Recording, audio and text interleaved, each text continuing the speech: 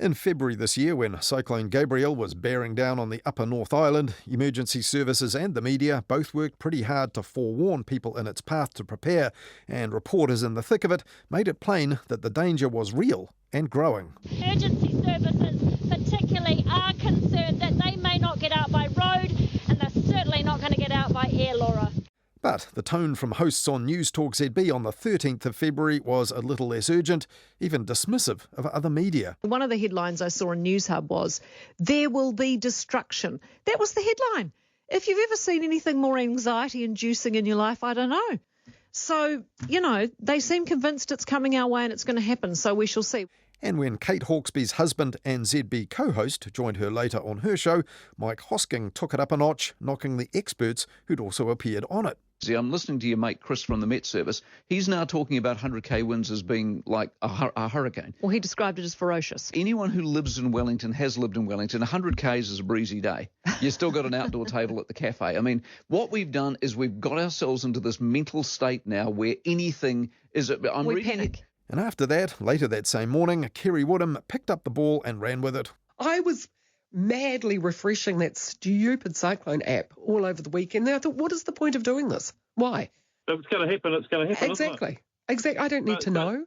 Now, at that time, ex-broadcaster turned lawyer and soon-to-be TVNZ director Linda Clark questioned whether listeners to all that might have failed to prepare because of it.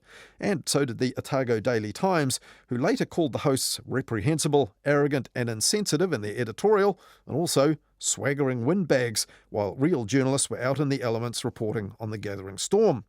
So suboptimal broadcasting certainly, but was it actually substandard? Enough to be a breach of broadcasting standards? Well, apparently not so far. This week, the Broadcasting Standards Authority said it has not upheld 3 complaints that comments made during that early edition show by Kate Hawkesby and Mike Hosking might have breached the standards. The authority considered that the comments were dismissive and insensitive to those already suffering the consequences, but the interviews with people who were taking the situation seriously and the regular news updates on the show reporting the warnings, as well as feedback from listeners affected by Cyclone Gabrielle, meant most listeners wouldn't have been misled. Though the decision released this week by the BSA only considered complaints about that Kate Hawkesby early edition show, and not the ones that followed that morning, where the hosts heavily and repeatedly criticised the closure of schools, even in Hawke's Bay, where the flooding quickly turned out to be disastrous. And all the schools are closed in Hawke's Bay, in Napier. Dear me. And when Talkback Radio kicked in later that morning, it was clear that the callers were either already in full agreement or had been influenced by what they heard. And one of them, Brett, sent this text to the Midday News host Andrew Dickens. Take a bloody concrete pill, you clowns. Brett Cleaver.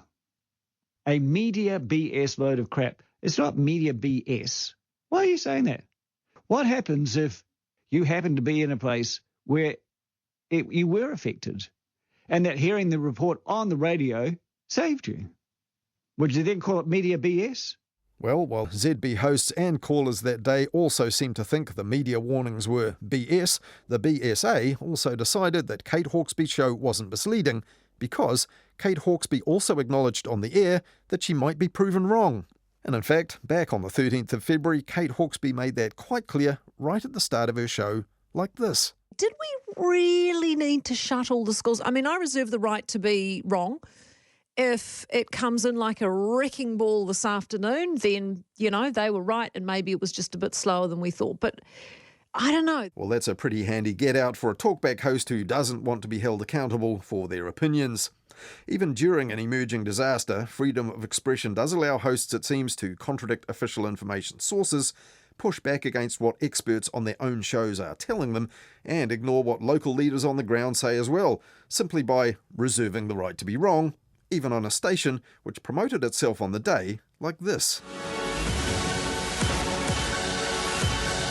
Your official civil defence station, live from the News Talk ZB News Centre. And you do wonder how they would react at News Talk ZB if the politicians and experts that they purport to hold to account simply reserved the right to be wrong for themselves and then blithely claimed that any wrecking ball of reality following through was nothing to do with them or their precious opinions.